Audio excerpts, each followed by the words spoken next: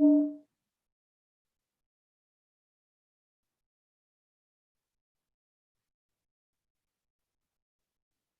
this email just didn't come to you. I sent you.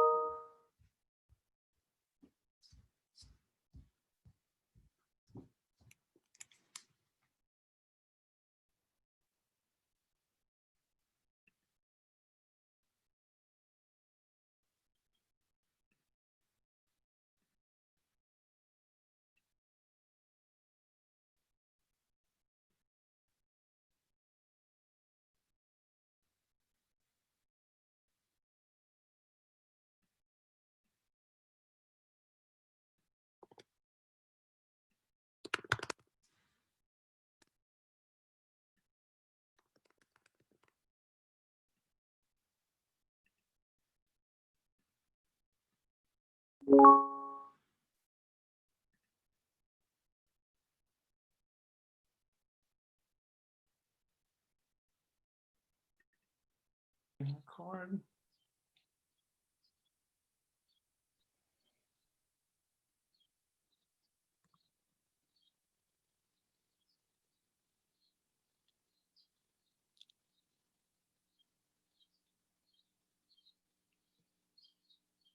Hi, everybody. Hello.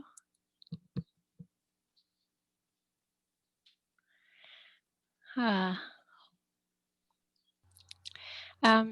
Jesse, I can't see how many people are in, so let me know when it seems like a good idea to start. Now? Okay, well, good. Well, I hope everyone is well. Good to see you. Okay.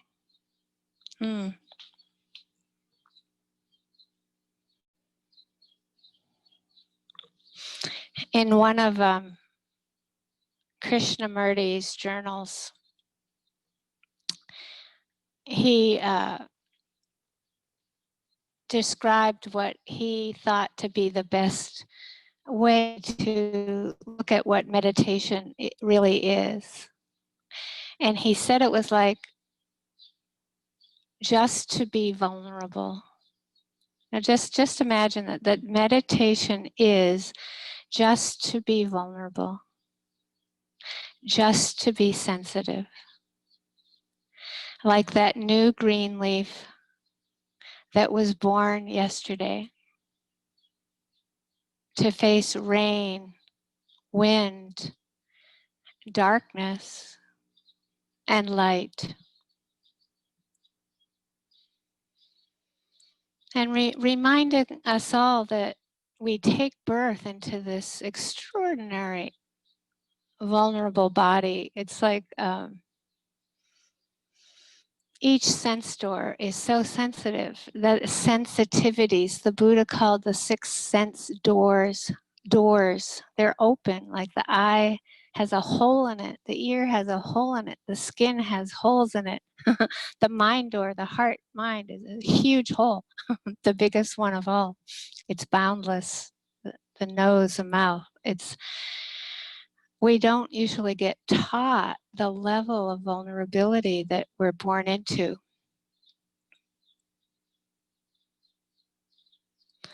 And because we're not given a training to even understand that when we're asked to be mindful of a sound, that we're actually asking you to connect your attention with the speed of sound.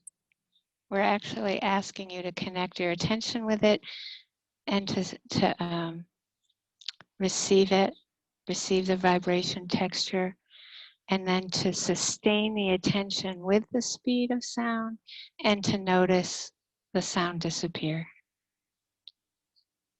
which is the easiest of them all. The speed of light is much faster. The speed of body sensations appearing and disappearing, the elements, what we call my body, the speed of the arisings and passings of the elements are faster. So it's harder, right, to connect the attention, sustain it with the experience right as it's happening, not how we think it should be, and to see it disappear. This takes an enormous amount of the simplicity of connecting and sustaining, connecting and sustaining with what is true, with what is real. And so when we shift to thoughts and emotions, it's important to realize that thoughts are moving much faster. I mean, how inconceivable is it? Sometimes a few people said today, boy, this seems impossible. But yeah, it does seem impossible sometimes to connect the attention, sustain it with even seeing a thought vanish. Never mind that most of the time we're remembering it. It already vanished. Or we're remembering the sound. It already vanished. And then when we shift to, well, what is a thought? You know, not our thought about the thought, but what does it look like? Well, is it the sound of your voice? Is it the sound of someone else's voice? Is it visual? Is it black and white? Is it color? It's just the exploration into just what thought is in the moment is so vast. And then often we will get these repeating thoughts, which again, there's a kind of vulnerability that happens where we think, oh, why does this keep repeating? Well, often there's an emotion underneath it that wants our attention. It's literally just wants our attention. And so the story will keep repeating and repeating until finally we go, oh, I'm sad. You know, it's like, oh, anger or whatever. It's like, oh, happiness. Oh, you know, it could be that we're planning something to do because something was so pleasant, right? It's like we might plan how to do our next sitting because the sitting before was pleasant. So it's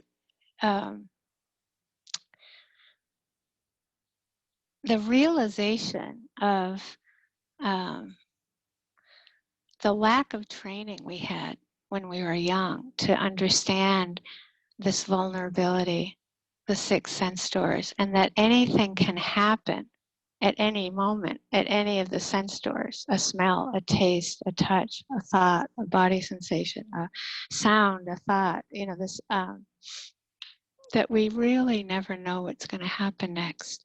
This is vulnerable. This is sensitive. Not to mention that with each moment of consciousness, hearing, seeing, smelling, tasting, touching, thinking, there's a pleasant, unpleasant, or neutral feeling tone, Vedana, that is also uncontrollable. You check it out. There might be a pleasant thought, then an unpleasant physical sensation, and then an unpleasant sound, a pleasant sound. It's like, and it's happening so fast. It often takes some training to be able to bring our attention to something steady and more neutral that can just calm the attention, that we can come to some kind of stillness so that we can see clearly the vulnerability that we're all born into. What is often ironic is that when we come to meditation, we're often wanting to genuinely get rid of our controlling nature and the controlling natures of others. But actually, when we practice, when we bring our attention, say, to kind of the standard, let's go to the breath, probably over 90% of the people, when they bring their attention to the breath, when they start meditation, what do they see? They see that we're trying to control it. And then even if we bring it to sound, eventually there'll be some way that we will want to control it, or whatever. It's like emotion or body sensations. What we are meant to see in Vipassana is the level of profound change that we're born into, sensitivity, and that the knee-jerk reaction the conditioning is to try to protect ourselves from it with aversion and attachment. That of course we have to keep remembering to say, well, of course I don't want this pain, or of course I want that pleasure. That would be the knee-jerk response. And this is what the Buddha was so, I would say, emphatic with, that we can liberate ourselves right there with this gradual acceptance of the range of pleasure, pain, neutral feeling, with the range of the uncontrollability. That we can learn to see that it's not personal. It's how life is. This morning I had a amazing conversation with my neighbor. I've lived in this place almost 10 years, and I am sad to say I don't know my neighbors to my right. And since I've lived here, these weed trees have been coming into the grass. It's a desert, but these weed trees are coming in that are, from most people's standards, quite ugly. It's hard to find like some kind of aesthetic beauty in them. I try really hard. I keep thinking maybe when they're 30 feet tall, they're going to be nice, but they've just kind of come in, and anytime there's even the slightest rain, they grow, and it really feels like pretty soon it's going to be a forest of these almost unacceptable trees, but they're just coming in, and they're very hard to get out. Like if you don't pull it right at the moment it's born, practically they just get big really quick and really deep rooted. They're amazing, actually. They can survive, and my neighbor doesn't have any, and my neighbor keeps getting them out, and it's a big yard, and today yet again I'm watching him getting them out, and I look at his yard and my yard, comparing mine, right?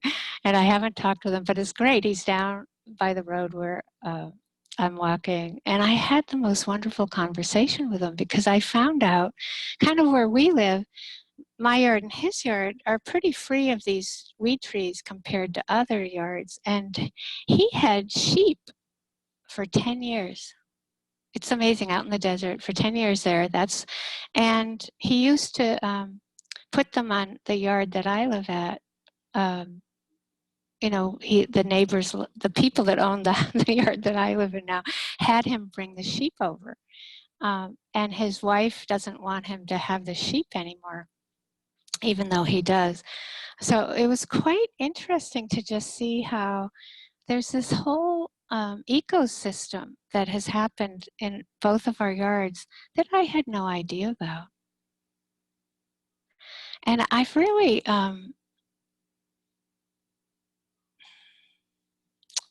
there's so much that I could share just about this story, but that sense of interest in these trees, and an interest in how it's unfolding, the difference in his yard and over here in my yard. And when I'm traveling and so busy, I don't even get to talk to my neighbor. When I'm traveling and busy, I just feel like I barely get to notice these things. And to know that there were sheep on this land for 10 years it's amazing. But I can see that for me, the amount of area in the yard that I'm going to be able to manage these trees is very small, and that the amount of area that he can manage is very big. So I joked with him about it, and he said, "Oh, don't worry, nature's going to take over. Nature's in charge.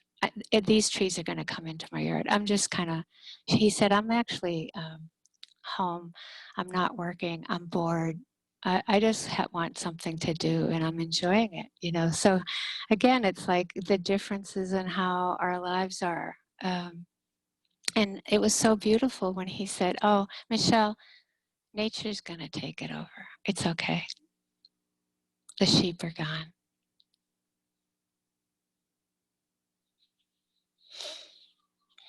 So sometimes when we're sitting, the sixth sense door, moment to moment awareness, is saying, oh, it's okay, nature is in charge.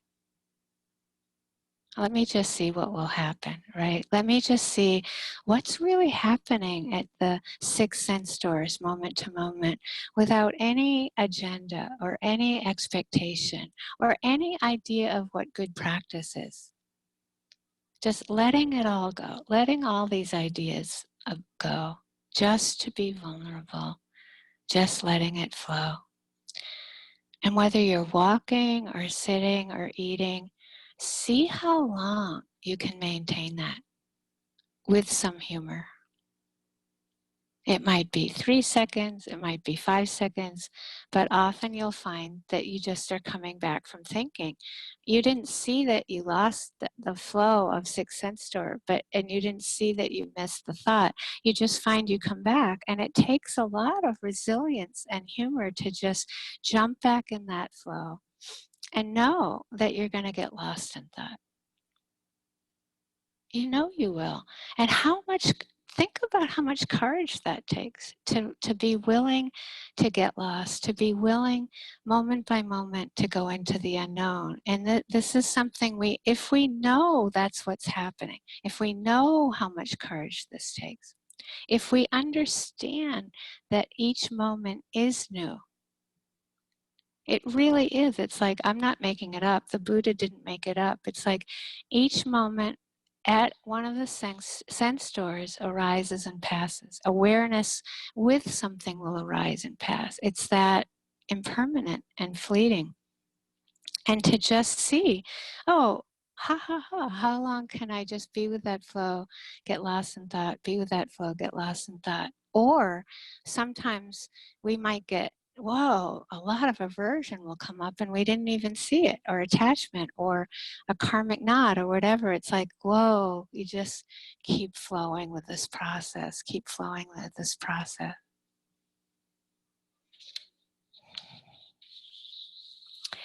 And to see, I mean, ultimately, the balance is to be interested when we can't do it and when there's more controlling, and that it's time to just find a safe place, to find the safe anchor.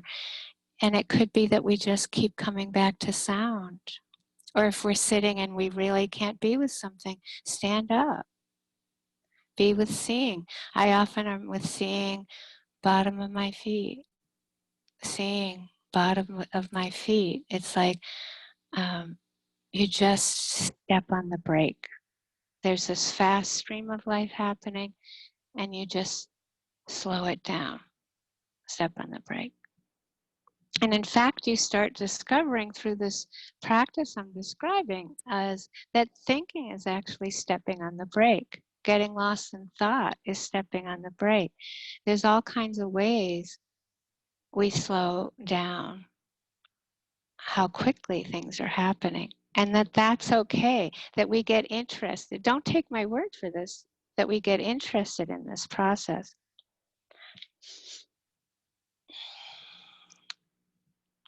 Often for many years of practice, I think we tend to use our willpower in practice. And whether we know it or not, there are very hidden agendas and hidden expectations of that we're going to get a lot done, or we're going to be this or be that. And I've heard a number of people at this retreat talking about how they're going through a whole different kind of motivational structure for practice, and that they had felt lost, and it's like, well, what are we losing? Well, we're losing our old ways of practicing, and what's shifting is a deeper motivation.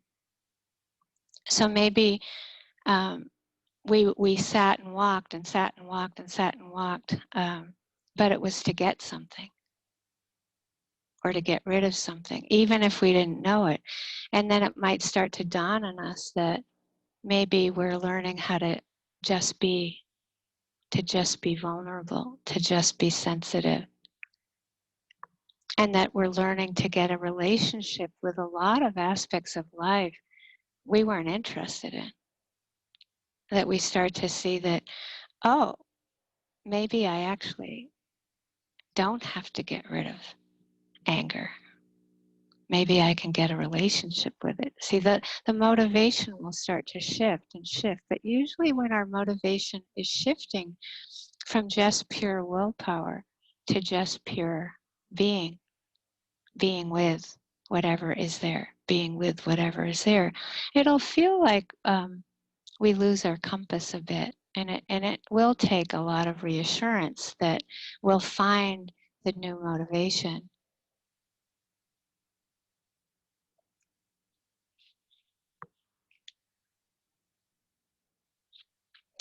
Another way to say this is trusting the unknown versus wanting things to be known. There'll be a way that we might have practiced where we could just go, oh, that's thinking, oh, that's just softness, that's hardness, that there's this known, it's like almost like a thunderbolt of clarity. But actually, if you start lightening up and just being more inquisitive, there has to be some gentleness and slowness and a wordless, it's like a wordless gentleness that might take time. It might take an hour for something to emerge and get clear rather than a minute. And rather than pouncing on it with a kind of intense need for clarity, there might be a willingness to go through this kind of muddle, these more muddled places where we really don't know. And often when I'm in these places, I just make a soft mental note, I don't know, or not knowing. It's okay, or if I'm needing it, I'll be like, it's okay. And these are the times when I might just walk and just be aware of knowing I'm walking and making space for the unknown.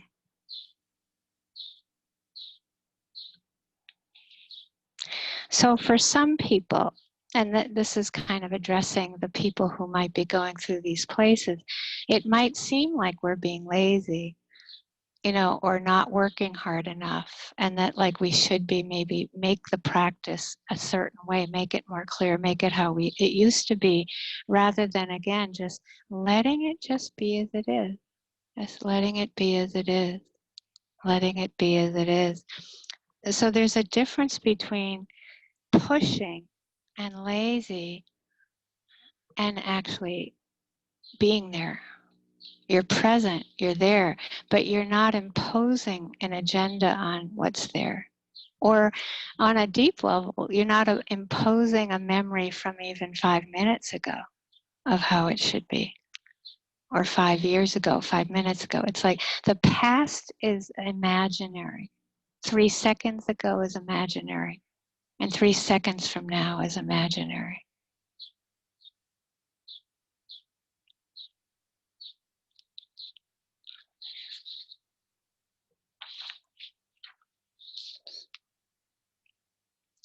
And often I think this can often not look as controlled. It can look a little more messy. One time when we were in Burma at the monastery, we went up, I think my first year there, then second year, but we went up to this monastery that was so beautiful. But everything had this vibe of like almost falling apart. Like there'd be an old pottery bowl with water in it that was meant for the birds, but it looked so beautiful, but it had this exquisite sense of, I think they call it in Japanese wabi sabi, but it's just like old, decaying, but useful, still being used, or like very old teak floorboards that creaked when you walked in them. The kitchen, just again, very old, but clean and had an order, but had that sense of not quite, things that got old weren't replaced at a certain point. The monk was letting things decay completely before he would replace it. And it had a profound influence on me, those early years of visiting that monastery and just seeing how quiet it was. And it was like letting things arise and pass away, and every object kind of arise and pass away in its place. And so beautiful, so honoring, so respectful. Like it's like I remember one day, boy, I hope I can relate to my body like this. I hope we all can find that place with each other and all beings, that we find that place of honoring this arising and passing. And recently, it's been, I don't know, many years of going there now, over 20, maybe next year, 25 years to Chaswa Monastery. But this year when we went to see him, he said to me something that was so intense. He said, thank you for being my friend all these years. And I just always felt like visiting there, I felt like I always had received so much from getting to just even step into that place. And yet he felt grateful that we were all visiting him every year. And it felt very moving to me, just the power of making sure you stay connected and visit and not expect, we don't do anything. We just hang out there a bit. And what contentment and joy we all have when we get to be together.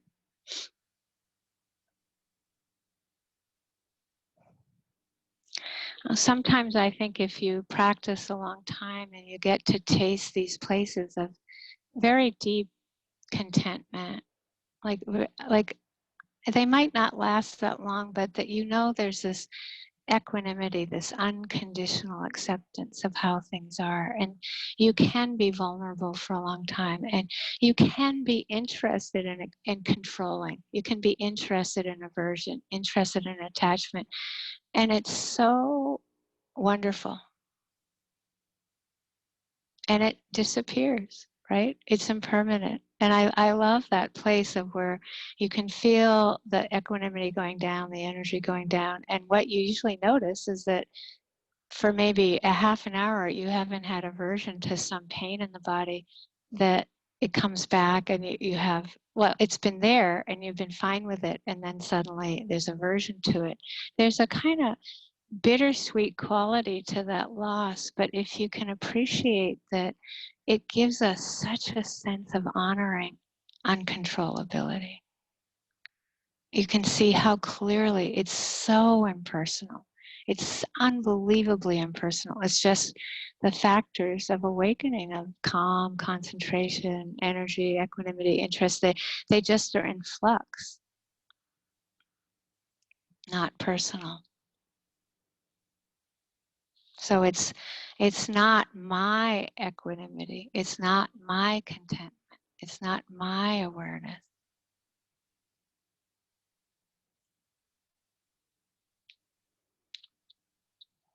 So often there are places of doubt in practice that we don't see, that we're wanting more to be happening than is happening. And that is a kind of doubt to be very careful of. It's just doubt. And it's insidious. It hurts so much. It's like we're as far away from being okay with what's happening as possible. But it's also a big part of the practice. The more we taste, when we can see so clearly that you can't control, that aversions come up again. We don't take it personally. It just comes and goes, like the sound of the wind, like the sound of a bird. We're okay with it just as it is. And then maybe again, 1 minute later, the aversion comes, we identify with it, it's mine, and we might have doubt. We want it. We want that equanimity to last longer, but it's impersonal. Probably the energy just went down a little bit. It's okay.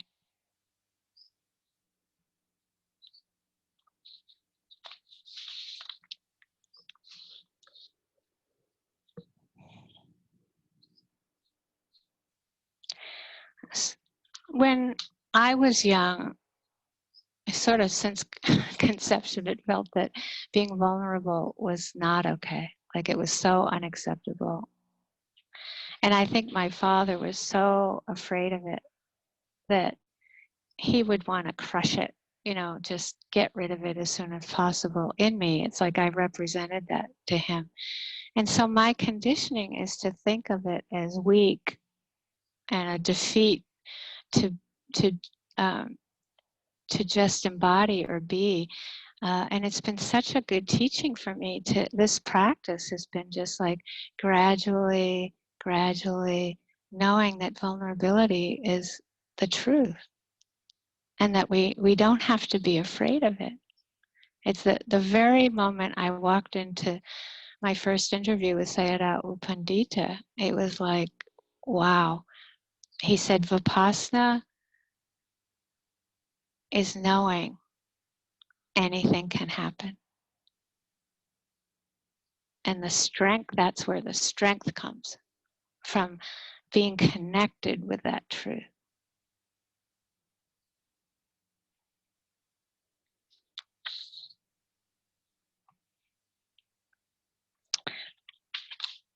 So the exploration, there's a kind of pure exploration. The motivation can be, when we start to understand this, and that we see over and over the difference between being connected with what is real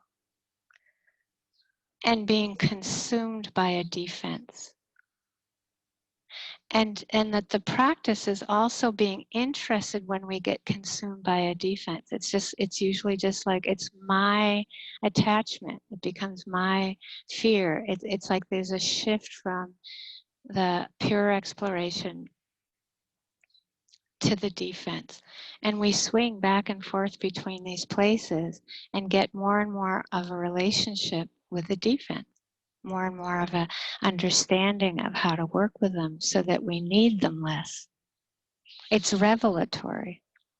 It's joyful. It's like we can have a joyful interest in seeing the controller and understanding the controller. And usually when we understand the controller, we have great compassion.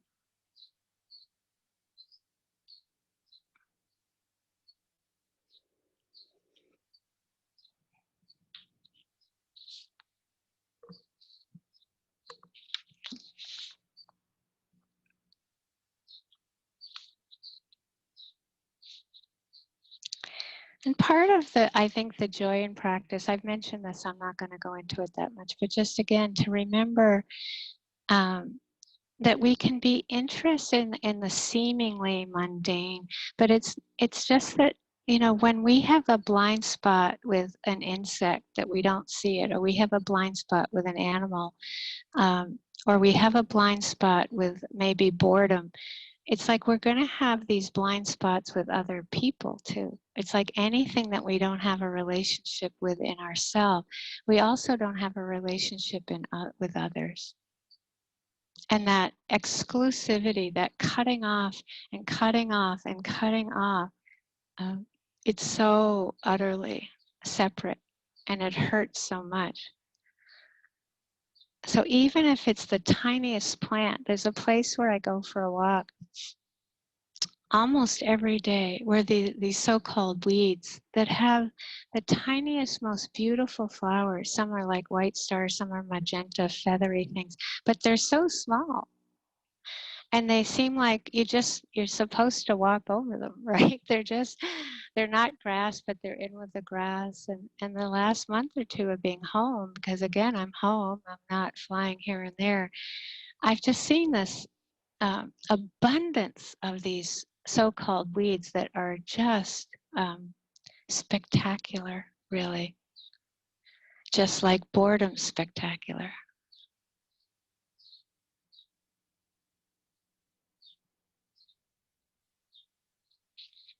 So when, again, I'll remind you, when you think there's nothing happening, try to be patient with pace and try to be patient with neutral and calm, and just see if you can let your attention drop into that and ride it. It's like, it's not a roller coaster. It's not a merry-go-round.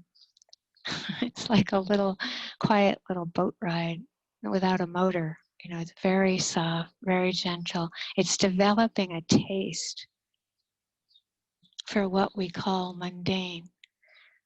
And that refinement, there's a refinement there, like the breath is very refined.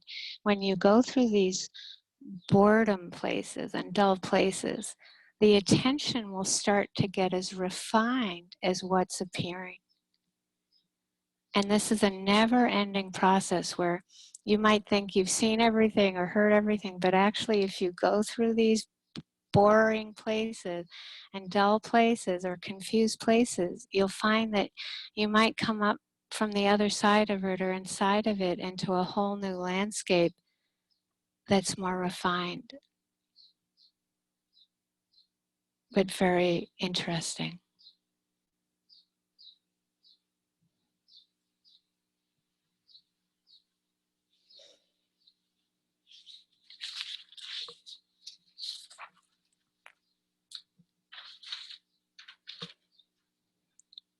And I think being home longer than usual. I mentioned this, but I've actually probably planted too many things in my garden to really take care of or explore.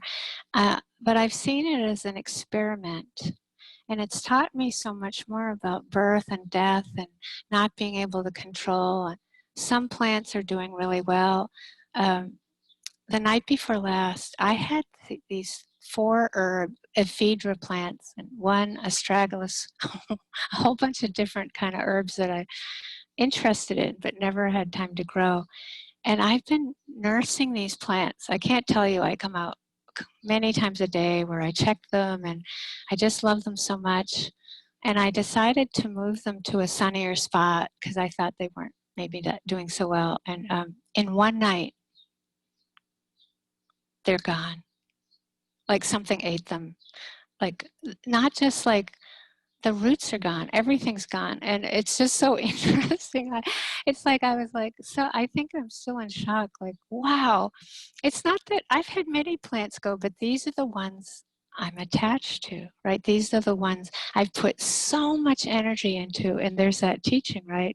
Not to be attached to the result of the effort. And it's like, oh, okay. So, and then, you know, that butterfly cocoon, the monarch butterfly cocoon I told you about? I've been watching it growing and growing. It's not okay. And when I looked at it today, I actually ran away. I like ran back in the house and I was like, oh.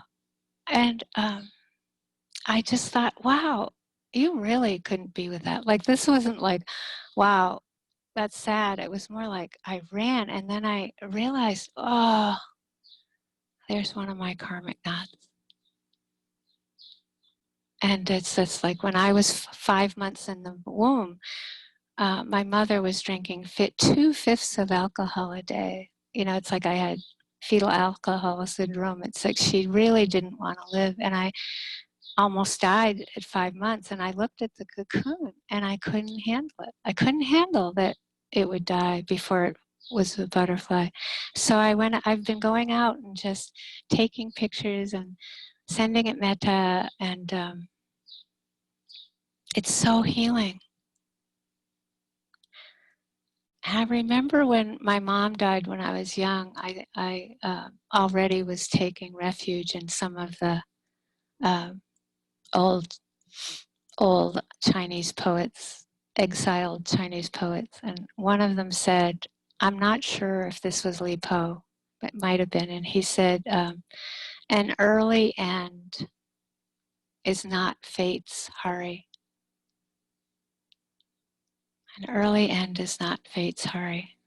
And even a being in the womb, right? Even in a cocoon, I felt like now I can just accept that and go there and who knows what will happen, but it's like just be with that being until it goes and comes into another form. It's okay. You see, it's just being with, and then noticing any reactions of aversion or attachment we have, so we can't be with it.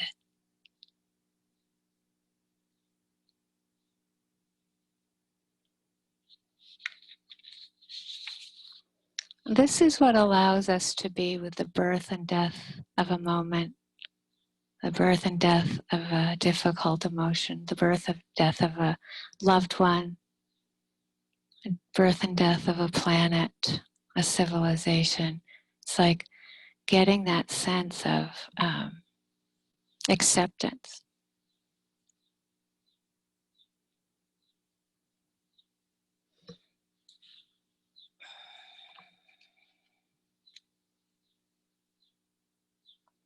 And I wanted to just touch base a little bit more about karmic knots. I brought in a little bit just then, but it's, I wanted to talk about the patience and pace we all need with karmic knots, because mostly they're the result of some kind of trauma. Often, if we don't call it trauma, that a lot of pain, just a pain that was overwhelming, and often we didn't get help witnessing it or understanding it. And so you can take that range from war, the trauma of war, or racism. Racism, it's just so horrific, and abuse, physical, emotional abuse, sexual abuse, bullying, abandonment, the neglect, an earthquake, just like the volcano. There's so many different kinds of trauma that when we don't know how to work with them, they can be crippling. The fear can be crippling, or the anger can be crippling. And so how do we deal with them sensitively? And of course, we've all been touching base on this with you through the retreat.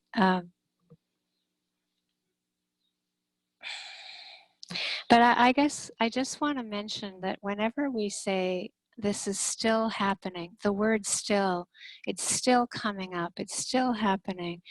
I can't be with it, it is overwhelming.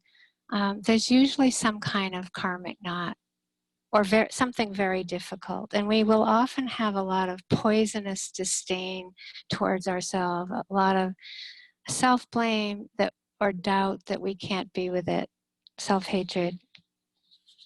And that this is where motivation purifies. This is really the place where we can see whether we have a hidden agenda of fiddling with it, fixing it, getting rid of it, versus, again, that just being with it, just letting it be, letting the emotion be, and learning to be with it, or to know how to back off skillfully. This is so much of how we teach, all of us, is the training that it takes to. There are times when it comes up, it appears, and we move away. It comes up, it appears, we move away. That's strengthening. That's what's so strengthening. That's, without that, you're just gonna drown over and over, and we drown in aversion, or we drown in attachment. We don't even see that.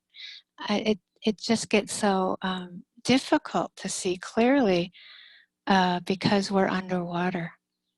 And being able to get space, that's what we mean by backing off. So of course we talk about, say there's a lot of pain in the body, we say try to find the places in the body that aren't painful. And really over years, you learn to get the strength of being with sensations that aren't painful or neutral, or sound, or stand up, or be with seeing, or go for a walk. It's like those are, I can go into more, but you either go to neutral, You go to other parts of the body that might be pleasant or neutral, or other sights and sounds, or we do the Brahma Viharas, which are pleasant, metta, compassion, mudita, equanimity, the pleasant Brahma Viharas, or we go outside and we find something to be with that's restorative. It can be the sound of a bird. It can be a long walk. It can be a short walk. It can be sitting outside looking at a cockroach. It doesn't matter. It's something that gives you joy or happiness, or can help you get out of drowning. So the motivation in backing off is not meant to be aversion, and that's where the practice again becomes the difference between reinforcing aversion and reinforcing compassion for pain. Going to eat, you can go to eat out of great compassion or out of greed. Same action, totally different motivation. This is critical for us to understand. So again, I want to repeat, my conditioning with backing off would be that I was defeated and weak or a failure, and learning how it's just the opposite. It's just the opposite. It's like learning to be like bamboo in the wind, a strong wind. It's so flexible. The wind will never kill it.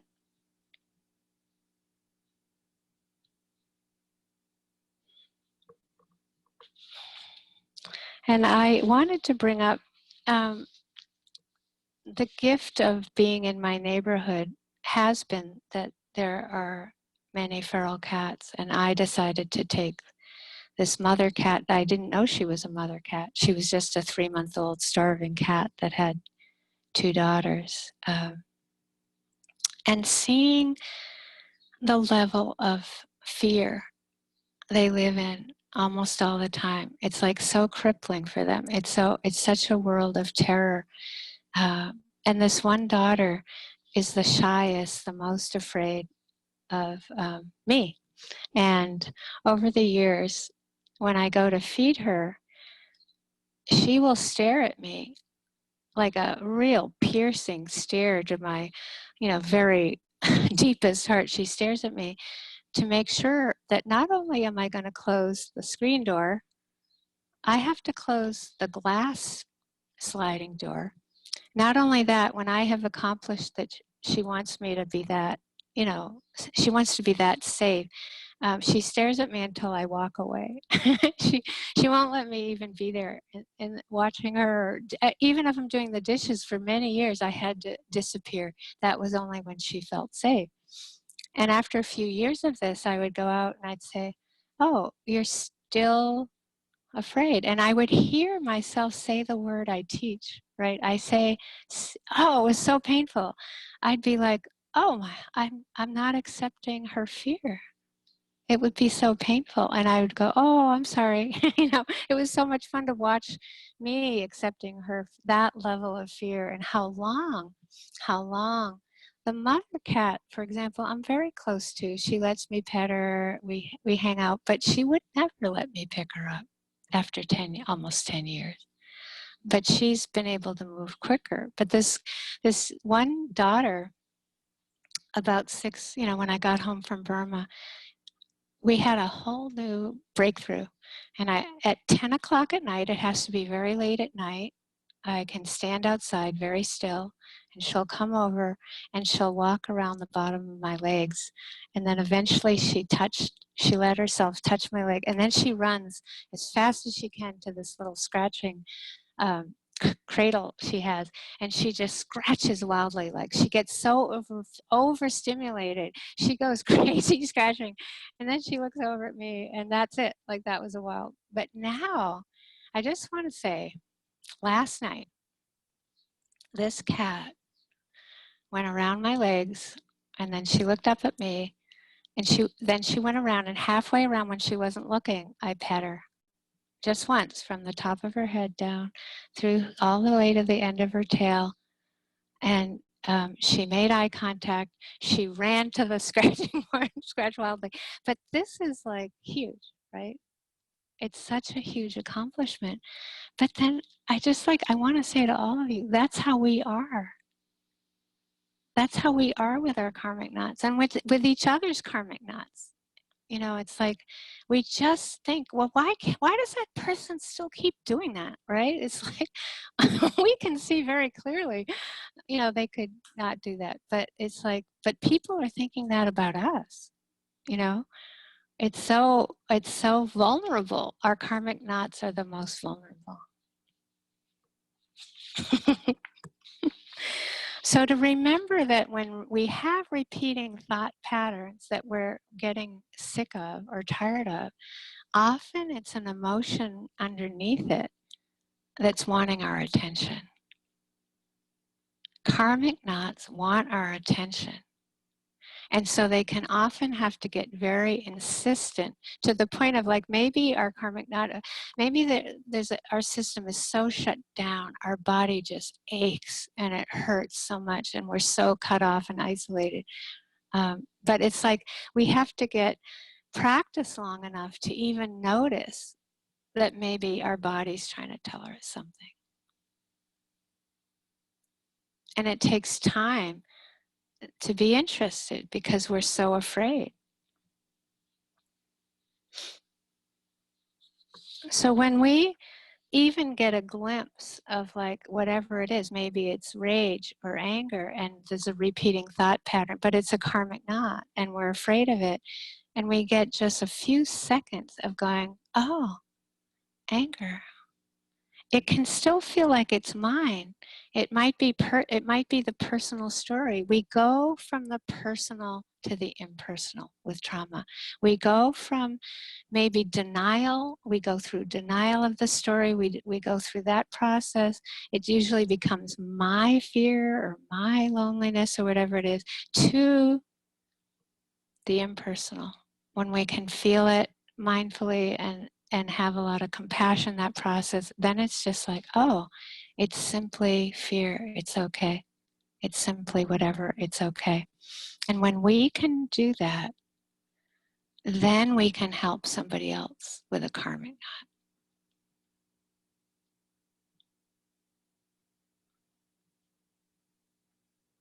Because you know how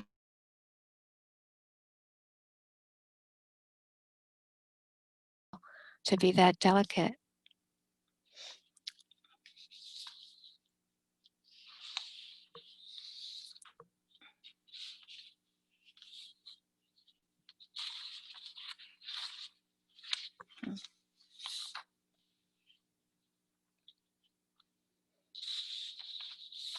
And if we don't learn how to back off, we burn out. You know, whether we're doing something out in the world that really needs attention, that's just like calling for our attention, a lot of suffering, or we're doing something inwardly.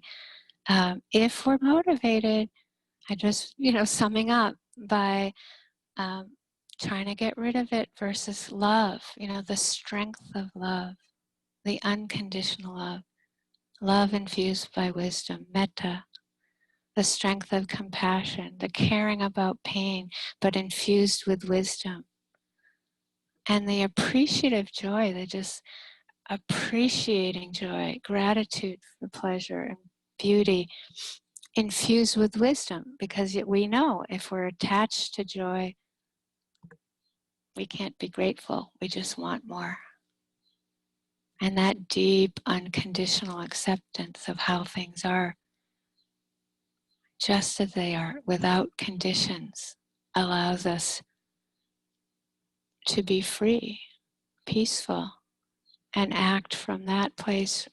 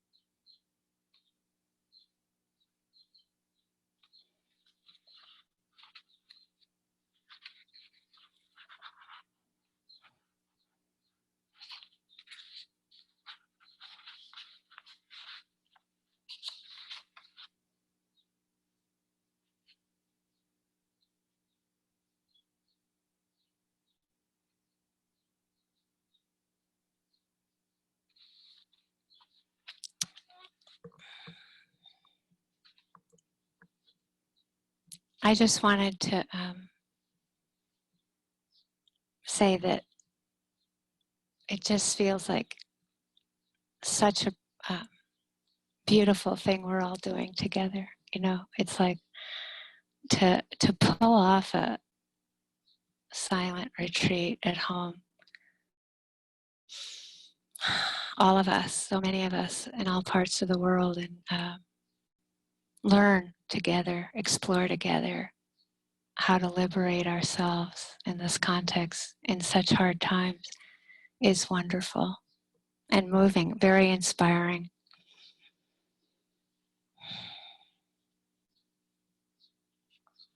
So I'd like to maybe read 2 poems by Stonehouse. He was a 14th century Chinese hermit, translated by Red Pine.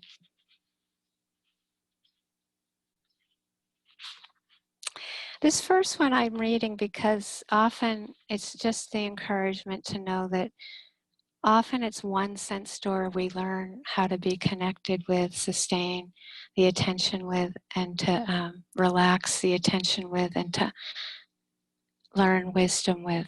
It doesn't have to be all the sense doors. It leads to us knowing how to practice with all the sense doors. Below high cliffs, I face 1,000 mountains. One sense door finds the source. All 6 relax. White clouds drift. Green water ripples. Beyond movement and stillness, there's another world.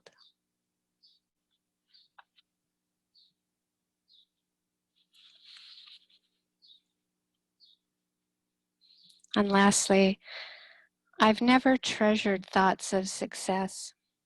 I welcome old age and enjoy being free. Grass, shoes, a bamboo staff, the last month of spring, paper curtains, plum blossoms, daybreak dreams. Eternal life and Buddhahood are utter illusions. Freedom from worry and care is my practice. Last night, the howling pine wind spoke. This is something the deaf can't hear. Let's sit for a minute together.